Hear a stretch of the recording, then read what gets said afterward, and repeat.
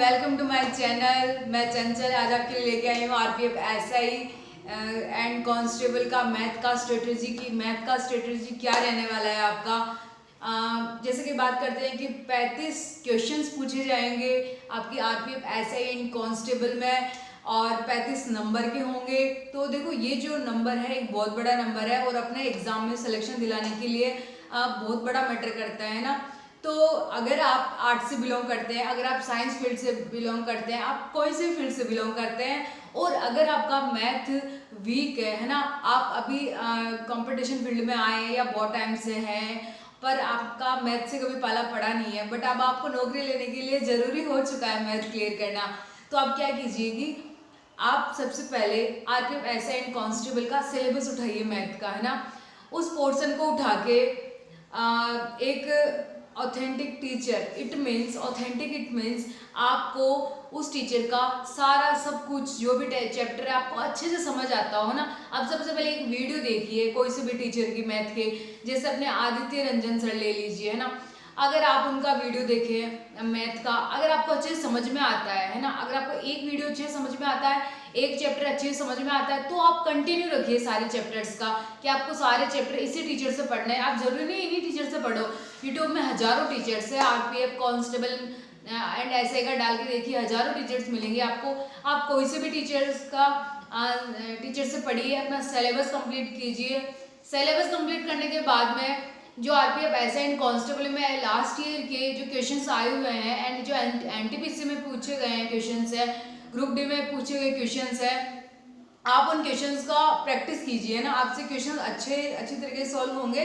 Then आप पढ़ते पढ़ते ही सबसे पहले सीजीएल में मत जाना, एसएससी की प्रीवियस ईयर क्वेश्चंस में मत जाना, क्योंकि एसएससी का ना एक लेवल फिक्स होता है और आरपीएफ कांस्टेबल एंड एसआई का कोई लेवल फिक्स नहीं होता। इट मीन्स ये बिल्कुल जीरो लेवल से क्वेश्चन पूछे जाते हैं। अगर आपका बेसिक क्लियर है ना तो यकीन मानो आप 35 में से 30 क्वेश्चन आपके कहीं नहीं जा रहे, अगर आपके ओनली बेसिक क्लियर है तो, है ना। क्योंकि आरपीएफ पूछता ही इतना लो लेवल से क्वेश्चन है यार, क्योंकि इधर ऐसा होता है कि आपको बाद में फिजिकल देना होता है, पेपर बस पासिंग मार्क्स तक का होता है कि पेपर में ऐसी तरीके से क्वेश्चन पूछेगा कि हाँ बच्चे क्लियर कर पाए, क्योंकि बच्चे अगर क्लियर नहीं कर पाएंगे तो फिजिकल कॉल कैसे होगा उनको। इस वजह से आरपीएफ एसआई एंड कांस्टेबल का इतना मैथ का इतना लेवल नहीं रहता है, इनका पूरे पेपर का इतना लेवल नहीं होता है। हालांकि जीके का जरूर थोड़ा बहुत एसएससी के इधर उधर से उठा के डालता है वो, पर अगर आप आरपीएफ एसआई एंड कांस्टेबल के लिए मैथ के लिए जो प्रीवियस ईयर के आए हुए क्वेश्चंस उनको करके जाओगे, देन एक बार अपना अच्छे से सिलेबस कंप्लीट करो। जैसे सिंप्लीफिकेशन है, सिंप्लीफिकेशन के अपने 5-6 क्वेश्चंस कंफर्म आएंगे, प्रॉफिट एंड लॉस है, परसेंटेज है, रेशियो एंड प्रोपोर्शन है, सीआई एंड एसआई है, डीआई है, ये कुछ चैप्टर ऐसे हैं, ये सारे चैप्टर है जो अपना बेसिक क्लियर करता है, देन हर एक एग्जाम में काम आएगा। हर एक एग्जाम में आपका बेसिक है ना इन्हीं चैप्टर से क्लियर होगा। देन स्क्वायर हो गया, क्यूब हो गया, टेबल हो गई, ये तीनों चीजें तो ऐसी अगर आपको याद है, आपको बस मुंह जुबानी याद है, अगर आपको रात में पूछ ले 25 का क्यूब क्या होता है, 25 का स्क्वायर क्या होता है, 25 की टेबल क्या होती है ना, तो आप नींद में फटाफट बता दो कि हाँ ये होता है। तो ये तीनों चीजें आपको इस तरीके से याद होनी चाहिए ना। तो आप सबसे पहले टीचर से आप नोट्स कंप्लीट करो, देन नोट्स कंप्लीट करने के बाद रिवाइज करो, एक चैप्टर कंप्लीट होते हैं उसके क्वेश्चंस लगाओ ना। जितने ज्यादा क्वेश्चंस अटेम्प्ट करोगे आपकी प्रैक्टिस उतनी होगी और ऐसा होगा देखना आप पेपर के अंदर, क्योंकि टाइम बहुत कम है, 120 मिनट्स है ओनली, है ना। तो क्या होगा कि टाइम जल्दी कंप्लीट हो जाएगा बट आपके क्वेश्चंस नहीं होंगे, और क्वेश्चंस तभी बनेंगे आपसे जब आपकी प्रैक्टिस अच्छी होती है। कहते हैं ना प्रैक्टिस कैन मेक परफेक्ट, है ना। तो आप अपने अच्छे से प्रैक्टिस करो, मैथ की यही स्ट्रेटजी आप अपनाओ। देन आपको कोई भी क्वेश्चंस और आपका कोई भी क्वेरी हो तो मुझे कमेंट सेक्शन में ज़रूर बताना। आप जैसे ही अपना सिलेबस कंप्लीट करोगे एक बार और पीवाईक्यू लगाओगे तो आप देखना आपके खुद में इतना इंप्रूव हो जाएगा ना, क्योंकि मैंने किया है ये चीज़ें। मैंने मैथ में मैं खुद भी मैथ की एक ऐसी लो स्टूडेंट थी कि मुझे मैथ से बड़ा डर लगता था, अरे नहीं मैथ नहीं होगी, बट आज मेरी सच में बहुत अच्छी मैथ है यार। और स्पीड में भी हमेशा काम करती हूँ कि मेरी स्पीड कैसे बने। जितने ज़्यादा मल्टीपल टाइम्स अपन क्वेश्चन रिवाइज करेंगे, क्वेश्चन देंगे, क्वेश्चन करेंगे, कहीं से भी अपने क्वेश्चन मिलना चाहिए, ऑनलाइन करने में देरी नहीं लगनी चाहिए ना।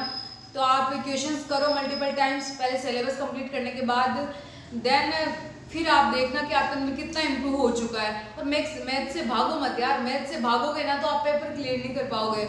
सेंट्रल लेवल का यही होता है, अगर आपको एग्ज़ाम देने हैं, निकालने हैं, अगर कोई से भी एग्ज़ाम में मैथ है तो आपको ये बेसिक चीज़ें आनी चाहिए, क्योंकि बेसिक करते करते अपन बहुत ज़्यादा हाई लेवल पे पहुँच जाते हैं ना। तो आप डायरेक्ट क्वेश्चंस करने के चक्कर में CGL, CPO जैसे एग्जाम के क्वेश्चन उठाना मत, वरना होंगे नहीं और आप होपलेस हो जाओगे। सबसे पहले आप RPF कांस्टेबल एंड SI के क्वेश्चन उठाना। आप एक बार मेरे कहने पे प्रीवियस ईयर के क्वेश्चन उठा के देखना, बहुत ईजी लेवल है यार, बहुत ही बेसिक कंप्लीट होते हैं, आपको सब कुछ ईजी लगने लगेगा। तो आप अपने बेसिक पे काम करो, अपने सारे सिलेबस को टॉपिक वाइज कंप्लीट करो, प्रॉपर नोट्स बनाओ, फिर मल्टीपल टाइम रिवीजन करो, फिर देखना आपको बहुत अच्छा आउटपुट मिलेगा इन सब चीज़ों से। एंड अभी मॉक लगाना, टेस्ट लगाना, ये सब बिल्कुल नहीं करना है आपको। ओनली अपना सिलेबस कंप्लीट करके और PYQ लगाने हैं, फिर चैप्टर वाइज क्वेश्चंस लगाने हैं आपको। अभी कोई सेशनल टेस्ट नहीं देना, मॉक टेस्ट नहीं देना, कुछ भी नहीं देना। जितना दोगे तो आप होपलेस होते जाओगे, फिर ये होपलेस चीज़ बड़ी गंदी होती है। देन करते जाओ, कोई भी क्वेरी है तो मुझे कमेंट सेक्शन में ज़रूर बताना। अगर आप ये सारी चीज़ें फॉलो करोगे तो डेफिनेटली 2 महीने बाद देख लेना कि आपके अंदर कितने सारे चेंजेस आ चुके हैं। और रही RPF SI एंड कांस्टेबल के डेट की बात करें तो देखिए, दिसंबर और जनवरी से पहले किसी भी कंडीशन में आपका एग्ज़ाम नहीं होगा। इट मीन्स नहीं होगा। अभी ALP वालों का एग्ज़ाम होगा, देन उसी के बाद RPF SI एंड कांस्टेबल का एग्ज़ाम होने वाला है। तो आप बने रहिए अपने सिलेबस के साथ और सिलेबस को कंप्लीट करो यार। 2-3 महीने बाकी है अभी तक। आप 3 महीने में क्या, बंदा 2 महीने में अपना पूरा सिलेबस कंप्लीट कर सकता है, साथ में प्रैक्टिस के साथ साथ। जैसे ही टॉपिक कंप्लीट होता है आप प्रीवियस ईयर के क्वेश्चंस लगाओ, प्रीवियस ईयर के क्वेश्चंस लगाते हैं, आपको कॉन्फिडेंस बिल्ड होगा। जब कॉन्फिडेंस बिल्ड हो जाएगा ना, फिर देखना आपकी तैयारी एक नई दिशा की ओर जाएगी। तो इसी के साथ मैं वीडियो क्लोज करती हूँ यहीं पे। वीडियो अच्छा लगा हो तो सब्सक्राइब करना बिल्कुल मत भूलना, लाइक करना, अपना प्यारा सा कमेंट छोड़ना। Thank you.